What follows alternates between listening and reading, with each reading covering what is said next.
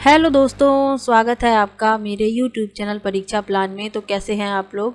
I hope अच्छे होंगे। और जैसा कि आप लोगों को पता है कि साइंस को एनसीईआरटी से पढ़ रहे हैं, तो क्लास 8th का तीसरा चैप्टर है कोयला और पेट्रोलियम। बहुत ही अच्छा लेसन है और हमेशा ही इससे प्रश्न पूछा जाता है। एक या दो प्रश्न आपको अवश्य ही इस लेसन से मिलेंगे, तो ध्यान से समझते चलिएगा। वीडियो देखने के बाद यदि आपको अच्छा लगे तो वीडियो को लाइक और शेयर कीजिएगा, और यदि आप चैनल पर नए हैं तो चैनल को सब्सक्राइब कर लीजिए।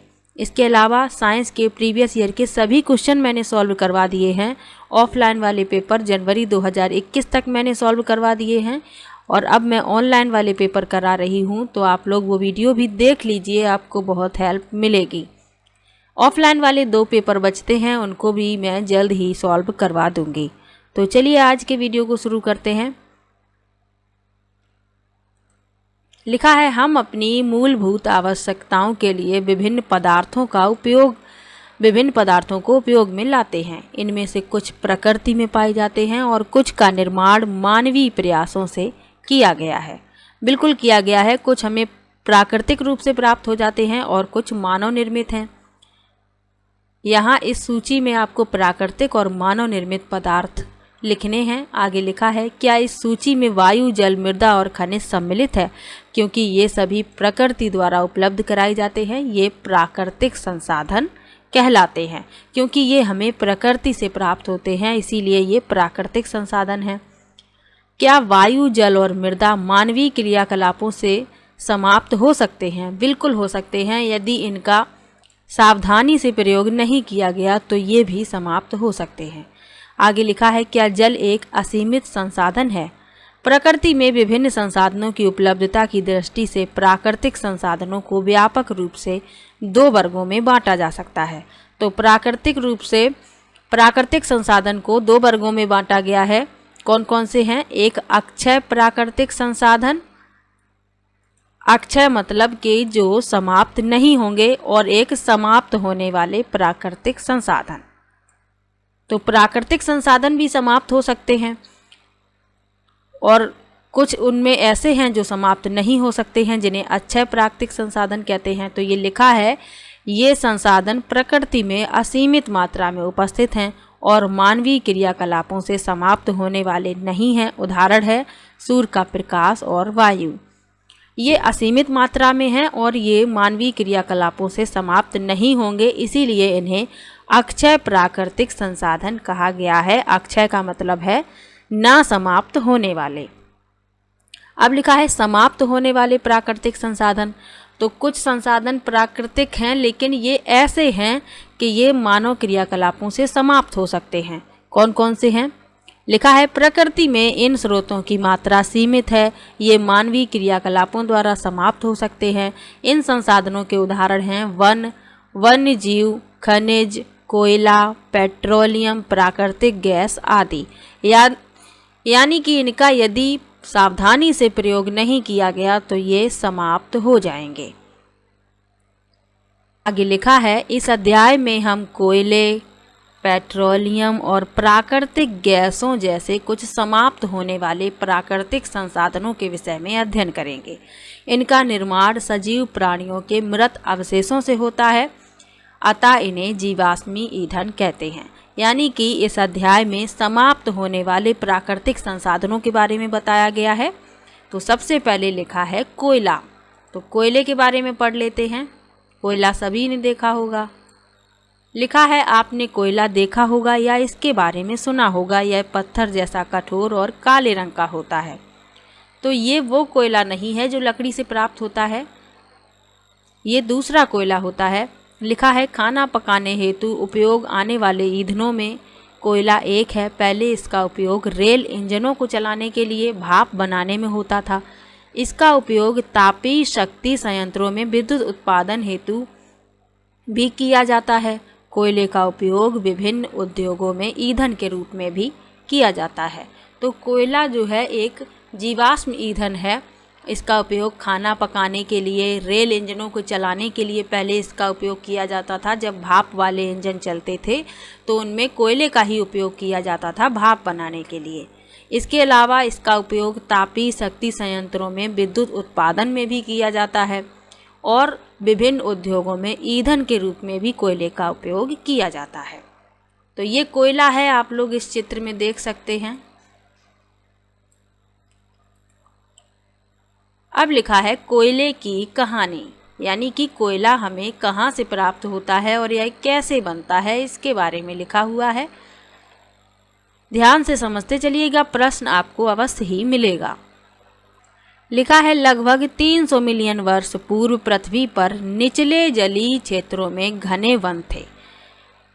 कितने वर्ष पूर्व? 300 मिलियन वर्ष पूर्व।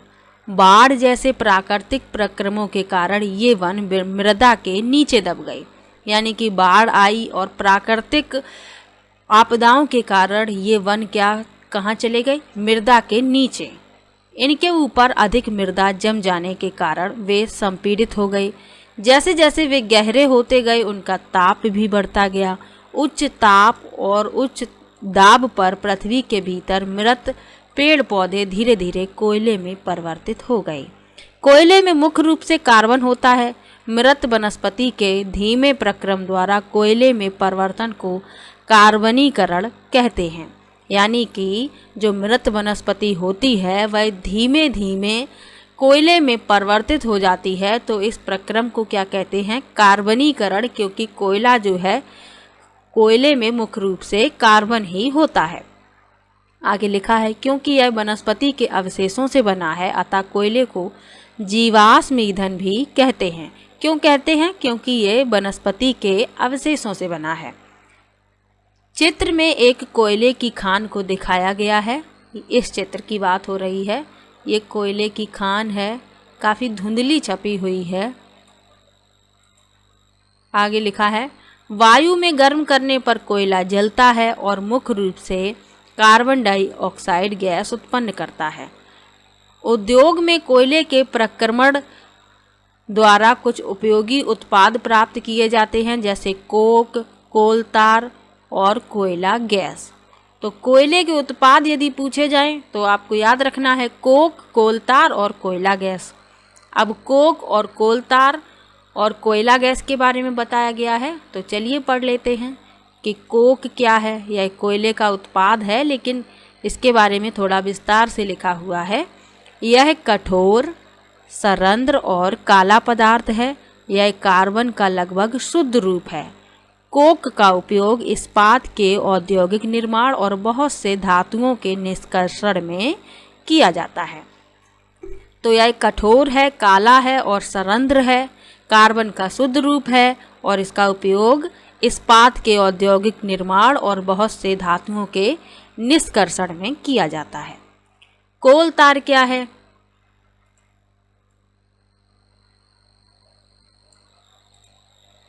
यह एक अप्रिय गंध वाला गाढ़ा काला द्रव होता है। यह लगभग 200 पदार्थों का मिश्रण है। ये चित्र में आप कोलतार देख सकते हैं और इसकी गंध जो है अप्रिय होती है, यानी अच्छी नहीं लगती है। कोलतार से प्राप्त उत्पादों का प्रारंभिक पदार्थों के रूप में दैनिक जीवन में काम आने वाले विभिन्न पदार्थों के औद्योगिक निर्माण में तथा उद्योगों जैसे संश्लेषित रंग, औषधि, विस्फोटक, सुगंध, प्लास्टिक, पेंट, फोटोग्राफिक सामग्री, छत निर्माण सामग्री आदि में होता है। रोचक तथ्य है कि मौत और अन्य कीटों को भगाने हेतु प्रयोग में लाई जाने वाली नेफ्थलीन की गोलियां भी कोलतार से प्राप्त की जाती हैं। तो यदि प्रश्न पूछा जाए कि नेफ्थलीन की गोलियां किससे प्राप्त की जाती हैं, तो आपको याद रखना है कोलतार से। यहाँ लिखा हुआ है कोलतार का एक और प्रयोग।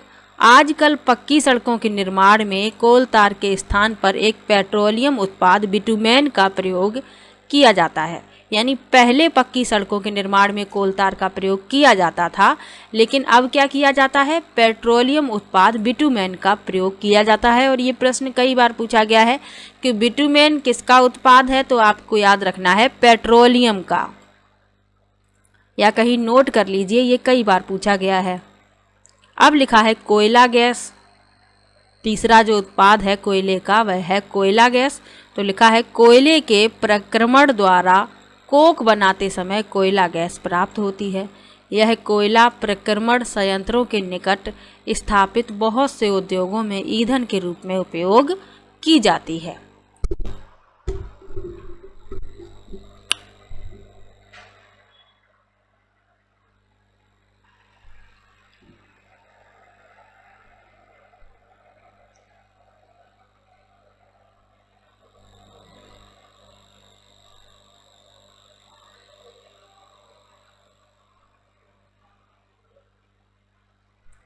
तो कोयले के प्रक्रमण द्वारा जब कोक बनाया जाता है तो उस समय कोयला गैस प्राप्त होती है और बहुत से उद्योगों में ईंधन के रूप में ये प्रयोग भी की जाती है।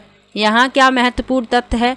लंदन में 1810 में तथा न्यूयॉर्क में 1820 के आसपास कोयला गैस का उपयोग प्रथम बार सड़कों पर रोशनी के लिए किया गया था। आजकल इसका उपयोग रोशनी के बजाय ऊष्मा के स्रोत के रूप में किया जाता है। तो कोयले के बारे में पढ़ लिया। कोयले के उत्पाद कौन कौन से थे? कोक, कोलतार और कोयला गैस। अब पढ़ेंगे पेट्रोलियम के बारे में, और पेट्रोलियम के उत्पाद से प्रश्न हमेशा ही पूछा जाता है, तो ध्यान से समझते चलिएगा। तो चलिए पेट्रोलियम के बारे में पढ़ लेते हैं।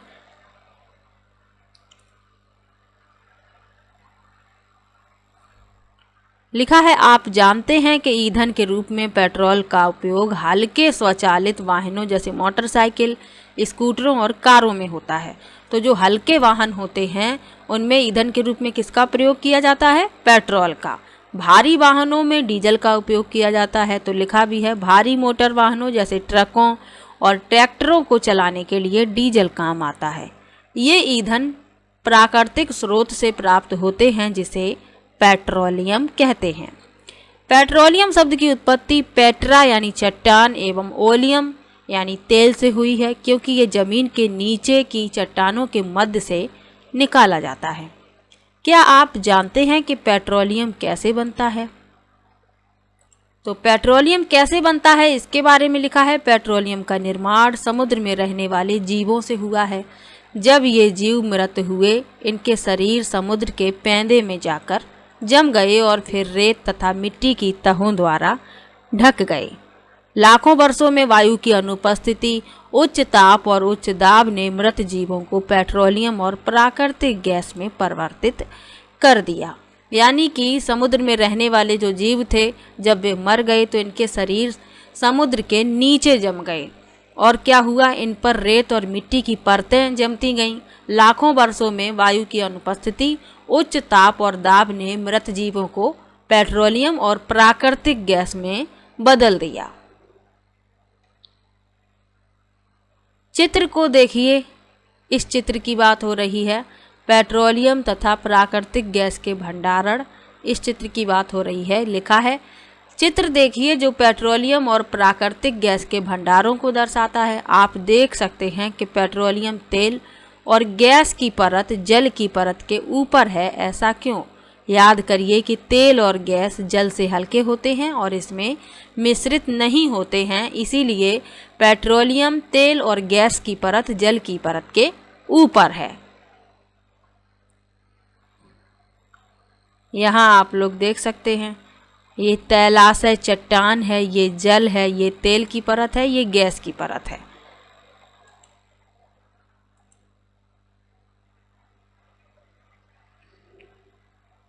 यहाँ एक महत्वपूर्ण तथ्य लिखा हुआ है, विश्व का पहला तेल का कुआं पेंसिल्वेनिया अमेरिका में 1859 में प्रवेशित किया गया था। 8 वर्ष बाद 1867 में असम के माकुम नामक स्थान पर तेल का पता चला।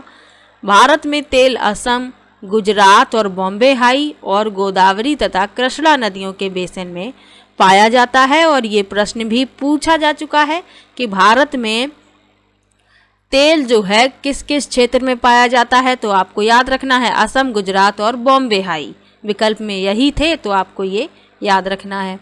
अगला क्या लिखा हुआ है, पेट्रोलियम का परिष्करण, यानी पेट्रोलियम का परिष्करण किस प्रकार से किया जाता है। पेट्रोलियम गहरे रंग का तेलीय द्रव्य है, इसकी गंध अप्रिय होती है। तो प्रश्न ये भी पूछा जा चुका है कि पेट्रोलियम के सही अभिलक्षण पहचानिए। तो ये कैसा है? गहरे रंग का गाढ़ा तेलीय द्रव्य है और इसकी गंध कैसी है? अप्रिय, यानी इसकी गंध जो है अच्छी नहीं लगती है।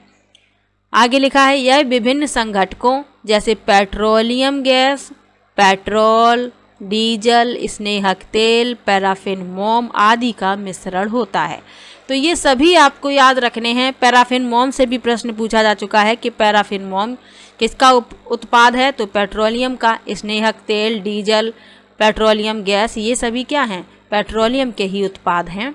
आगे लिखा है पेट्रोलियम के विभिन्न संघटकों प्रभाजों को पृथक करने का प्रक्रम परिष्करण कहलाता है।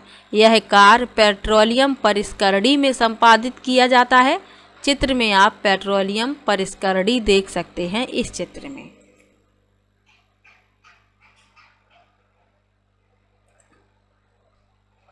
पेट्रोलियम के विभिन्न संघटन और उनके उपयोग सारणी में दिए गए हैं। इस सारणी में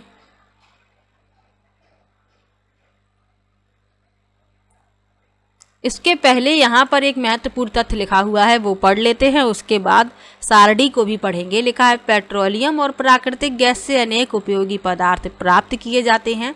इन्हें पेट्रो रसायन कहते हैं। इनका उपयोग अपमार्जक, रेसे, पॉलिस्टर, नायलॉन, एक्रिलिक आदि, पॉलीथीन और अन्य मानव निर्मित प्लास्टिक आदि के औद्योगिक निर्माण में किया जाता है।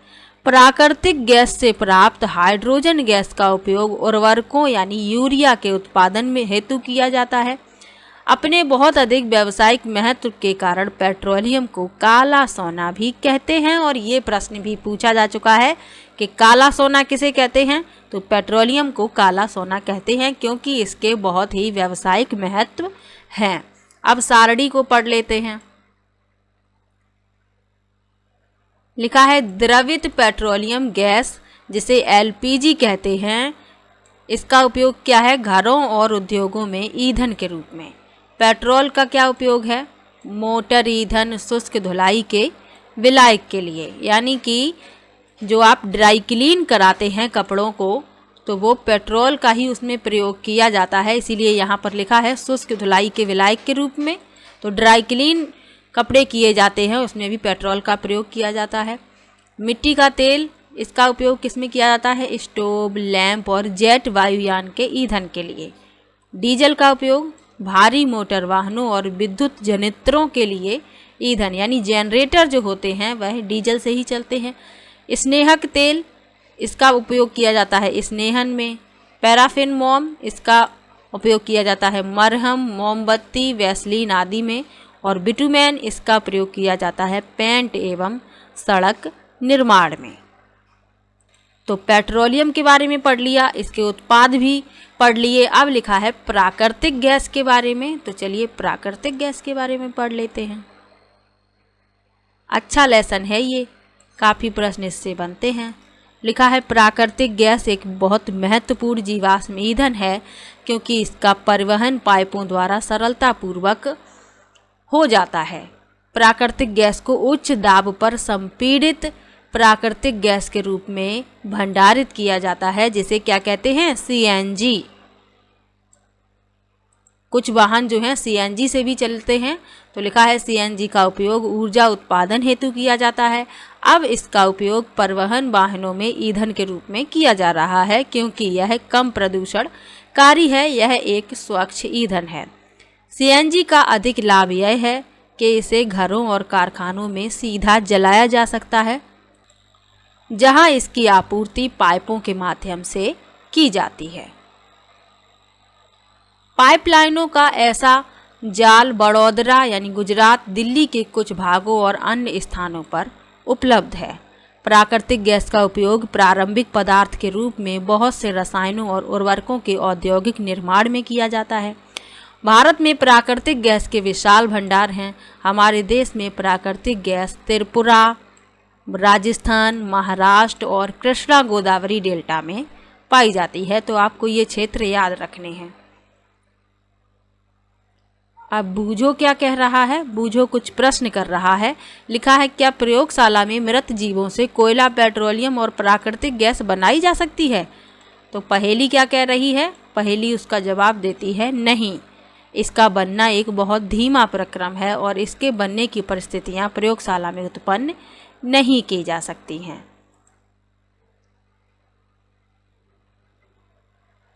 अब लिखा है कुछ प्राकृतिक संसाधन सीमित हैं। बिल्कुल सीमित हैं, अगर इनका सावधानी से प्रयोग नहीं किया गया तो ये समाप्त हो जाएंगे। तो लिखा है आपने इस अध्याय के प्रारंभ में पढ़ा कि कुछ प्राकृतिक संसाधन जैसे जीवाश्म ईंधन, वन, खनिज आदि समाप्त होने वाले होते हैं। आप जानते हैं कि कोयला और पेट्रोलियम जीवाश्म ईंधन है। मृत जीवों के ईंधन में परिवर्तन के लिए लाखों वर्ष का समय लग जाता है। दूसरी ओर इनके ज्ञात भंडार कुछ 100 वर्ष और चलने वाले हैं। इसके अतिरिक्त इन ईंधनों का जलना वायु प्रदूषण का प्रमुख कारण है। इनका संबंध विश्व उष्णन से भी है, यानी कि ये पृथ्वी का ताप बढ़ाते हैं। अतः यह आवश्यक है कि हम ईंधनों का उपयोग तभी करें जब नितांत आवश्यक हो। इसके परिणाम स्वरूप पर्यावरण बेहतर बनेगा, विश्व उष्णन का कम खतरा रहेगा और ईंधनों की उपलब्धता लंबे समय तक रहेगी।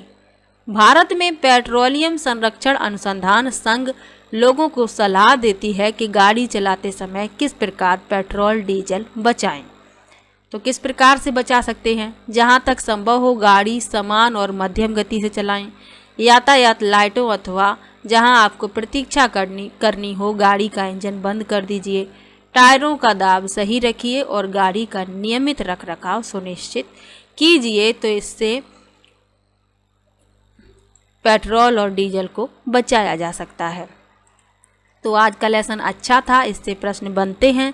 जहाँ जहाँ से भी प्रश्न बनते हैं और बने हैं मैंने वहाँ बता दिया है, आप लोग वहाँ उन्हें नोट कर लीजिए ताकि ये आपको याद रहें। मिलते हैं नेक्स्ट वीडियो में।